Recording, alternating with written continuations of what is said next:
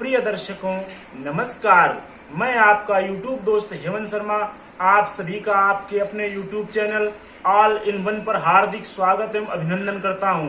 आशा है कि आप सभी लोग स्वस्थ मस्त एवं जबरदस्त होंगे। भगवान भोलेनाथ सभी लोगों पर कृपा बनाए रखें।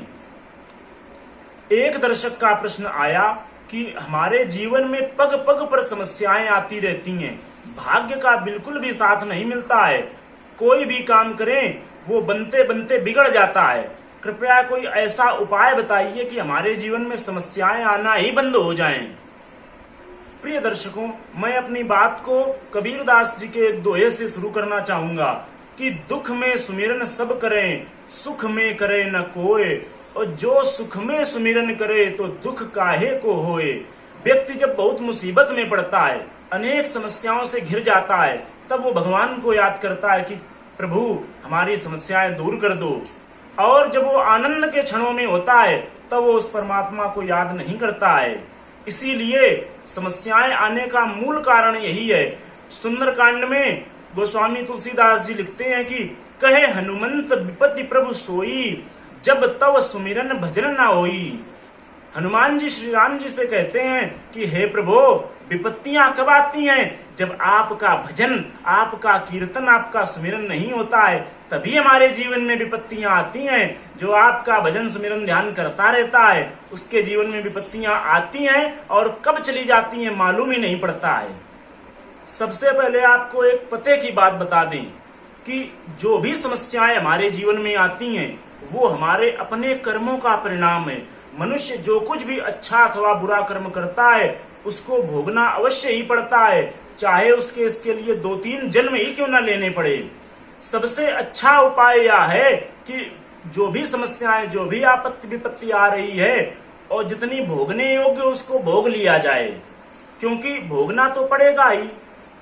और इन विपत्तियों में भी एक तत्व की बात छिपी हुई है जो कि मानस में लिखी है कि विपत्ति न यह रघुपति की दाया, भोग भुगाए छुड़ावई माया।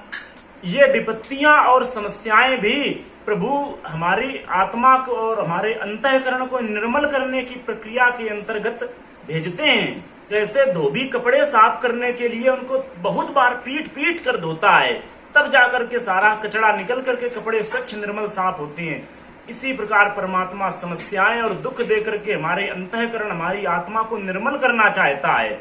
इसलिए हम इनको कष्ट न समझ करके प्रभु की दया माने। लेकिन ये मानव शरीर है हम लोगों का, और विपत्तियां भी एक सीमा तक झेली जा सकती हैं। जब विपत्तियां न झेली जा सकें तो उसके लिए भी अनेक व्यवस्थाएं की गई हैं। और हम आपको बता दें कि समस्याएं जहां पर उपस्थित होती हैं, परमात्मा उसका समाधान उन समस्याओं के आसपास ही भेज देता है। इस बात को स्पष्ट करने के लिए हम आपके 1 मिनट की कहानी सुनाना चाहेंगे कि एक बार एक पिता अपना बहुत जरूरी ऑफिशियल कार्य निपटा रहा था। उसका 5-6 साल का एक पुत्र था जो बार बार वहां पर आता था और उनको परेशान करता, पापा ये, पापा वो, पापा यहाँ चलना, पापा वहां चलना, ये काम वो काम। अब पिताजी को रहा ना गया, उन्हें बार बार क्रोध आ रहा था। उसको कहते गेम खेलो, ये करो वो करो, तब भी वो ना माने। एक बार उसको बहुत जोर से गुस्सा आया और पास में एक विश्व का, संसार का मानचित्र रखा था, उसको उन्होंने 10 टुकड़े कर दिए। कहा जाओ इसको जोड़ करके लाओ। बच्चा गया, मात्र 2 मिनट में वो मानचित्र जोड़ करके ले आया। पिता ने पूछा, अरे जरूर तुमने चीटिंग की है, तुमने इसको कैसे जोड़ दिया? तुम्हें मानचित्र जोड़ना तो हमने बताया नहीं है। बच्चे ने कहा, पिताजी इस मानचित्र के पीछे एक कार्टून बना है, मैंने उस कार्टून को जोड़ दिया है, तो इससे आपका मानचित्र भी जुड़ गया है। इस कहानी से हमें यह शिक्षा मिलती है कि समस्या कितनी भी कठिन क्यों ना हो, ईश्वर समस्या का समाधान हमारे आसपास ही रखता है। बस हमें क्या करना है, हमें अपनी सूझ और अंतर्दृष्टि को जागृत करने की जरूरत है। और ये सूझ और ये अंतर्दृष्टि कैसे जागृत हो, इसके बारे में हम जानेंगे समस्याओं का समाधान पार्ट 2 में। तब तक आप सभी लोगों से निवेदन है कि हमारे साथ बने रहिए, हमारे चैनल को सब्सक्राइब कीजिए। धन्यवाद।